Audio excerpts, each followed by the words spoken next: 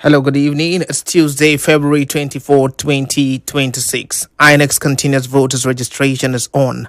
Use the opportunity to register to vote.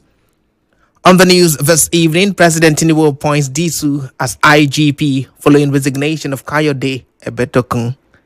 Bayelsa State gets new deputy governor. Stakeholders urge President Tinubu and National Assembly to prioritize security and economy with same speed as electoral bill. Lawyer warns against federal government executive order to regulate oil and gas industry. On the foreign scene, police on manhunt for 23 inmates after cartel chaos in Mexico. Details of these and more will be reaching you in a moment. Stay with us. I am Okey, Onwugbonu with the news. President Bola Tinubu has accepted the resignation of Inspector General of Police Kayode Ebetokun, who cited present family reasons. He has appointed Assistant Inspector General of Police Tunji Disu as acting IGP, expressing confidence in his ability to provide steady leadership amid current security challenges. According to a statement signed by Bayo Onanuga, Special Advisor to the President on Information and Strategy, the Nigerian Police Council will soon meet to formally consider Disu for confirmation as substantive IGP, after which his appointment will be sent to the Senate. President Tinubu reaffirms his commitment to a professional, accountable, and well-equipped police force. Let's go to Bayelsa State, where each State House of Assembly has confirmed Peter Okey as the new Deputy Governor of Bayelsa State. Okey, who was formerly Chief of Staff at Government House in Yenagoa, was nominated by Governor Doye Diri after the death of the former Deputy Governor Lawrence Ehujakbo in December 2025.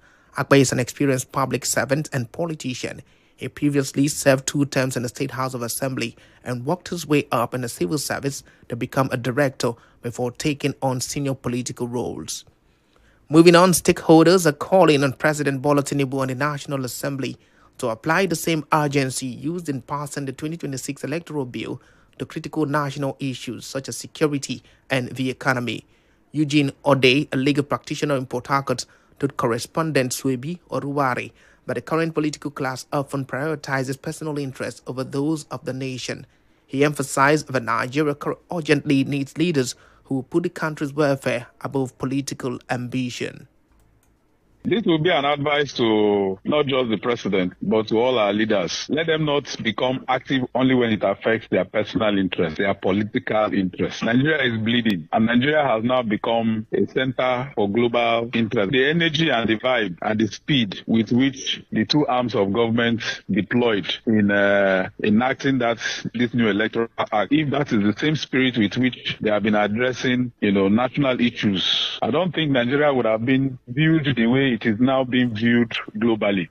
Other further urges the federal government to tackle the basic challenges facing citizens, noting that elected officials are meant to solve problems, not worsen them.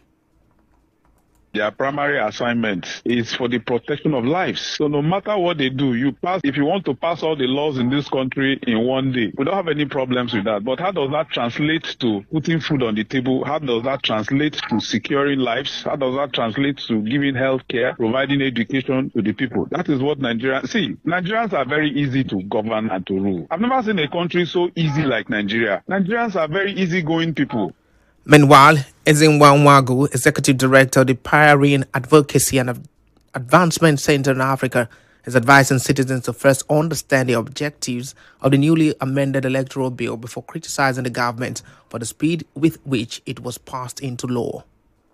If you now have a president who speedily passes a law, I don't think he should be excoriated for that. I would think that he should be complimented. Beyond that is to look at the law. What has been passed? Many people who quarrel about the law have no idea what is even in the law. I know for sure that even the Electoral Act 2022. So the big issue is not whether it is speedily passed or not. What we should concern ourselves is what did it cure? As discussions continue on the need for leaders to prioritize national interests, focus shifts to last Saturday's by-elections, where the All Progressives Congress won the majority of seats across several states, reigniting debate over what truly defines free and fair elections. Abuja-based journalist Oga Tom credits the APC's landslide victory to the political strategy implemented by the Minister of the FCT, Nyesom Wike. In an interview with correspondent Webi Uruwari, Tom notes that while the ruling party secured wins, the voter turnout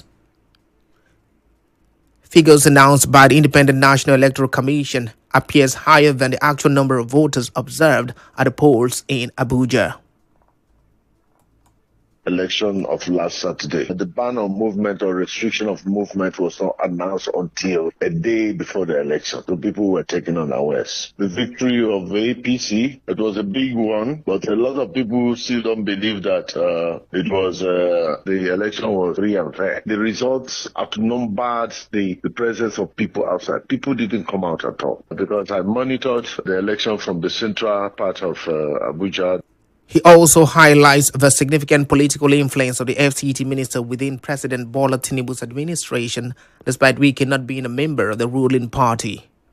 And that is to show that Wike actually is in control. If you come to Abuja and see what Wike has done over this barely 2 years in office, what he has done in terms of his infrastructure and development, you will agree that Wike actually is very, very relevant to this government. And he is adding value to the APC government.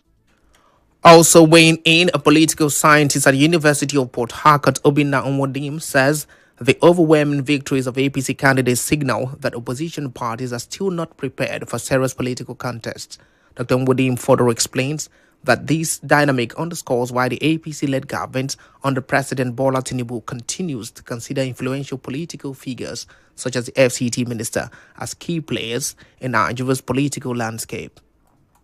It shows that the opposition is not too strong to contest the election. It's showing what is going to happen in 2027. It is those who are serious-minded that will win the ticket for the 2027 elections. We are not surprised over what happened. Politics as a serious business. You don't just take politics as something that you just come to. I mean, the opposition is just coming to for fanfare. Meanwhile, Obinna Ebogidi, convener of Rivers Peace Initiative, is urging the Independent National Electoral Commission and other key stakeholders to intensify efforts to address the causes of voter apathy observed during last Saturday's by-election in the state.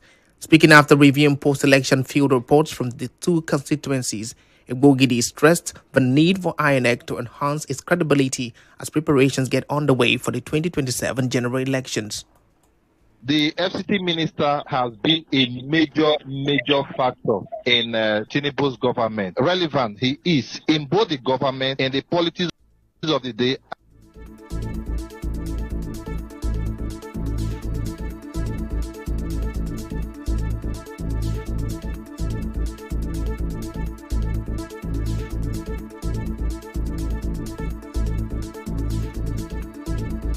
There are measurable improvements in early deployment of materials and in results transmission processes. However, there is still room for institutional strengthening, particularly in the training and preparedness of ad hoc personnel. So as we move towards 2027, the focus must shift from merely conducting elections to deepening credibility. That for us includes robust and verifiable training of election personnel. Let's go on a quick break. When we return, suspected one-chance gang member arrested by vigilantes in Port Harcourt. Stay tuned.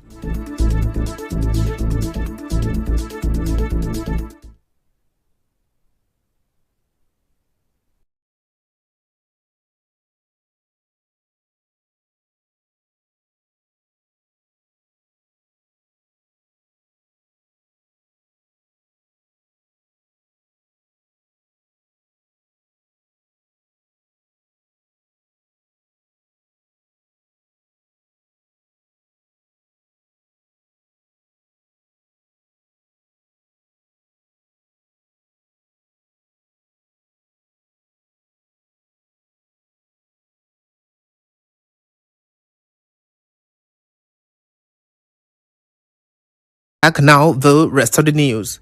A Port Harcourt-based constitutional lawyer, Innocent Eku, is warning against using a federal government executive order to regulate the oil and gas industry. Speaking with correspondent Swebi Oruwari, Dr. Eku warns that failing to address the concerns of key stakeholders could spark a constitutional crisis.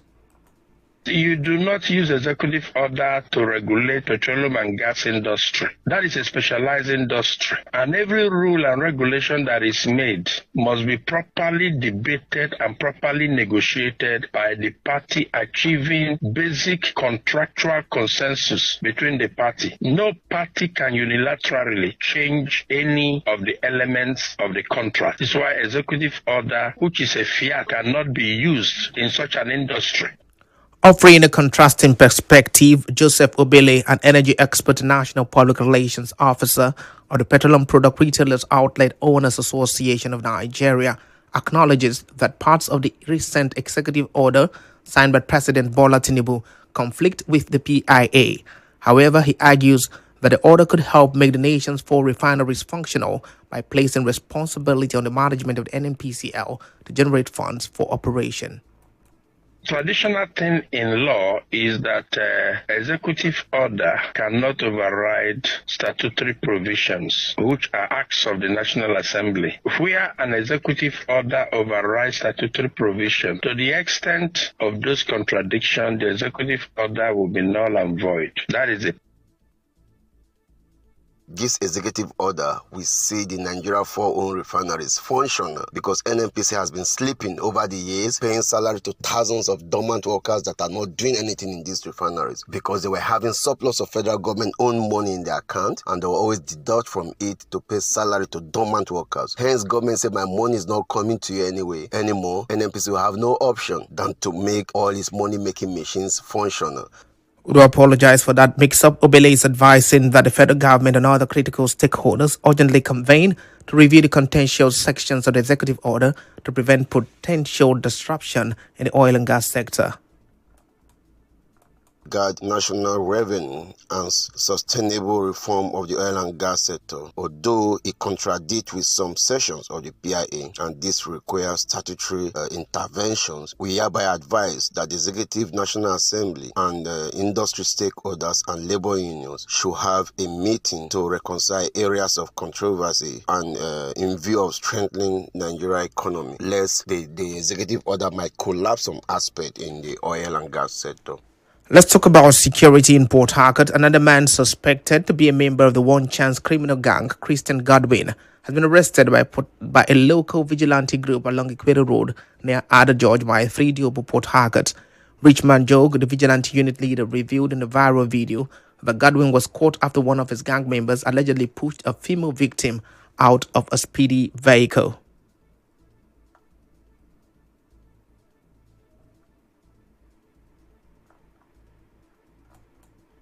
How many were there? 4. Yes, sir. What do you mean name by the name? Call the name. One at Tuesday. Anna come and touch by Kuri Road. Who come on? Yeah, like Kuri Road. Where they set ties. So one day when they push out from motor this night. Give me your name. What do you do? Holy.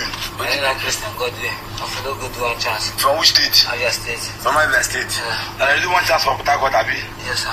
Where are you to do the One Chance? So only for the junction for the good One Chance. One time and this one. This one when I carry the girl. Karan for Viveron. Where I can go to the One Chance. Karan go to Viveron, I really go St. John's.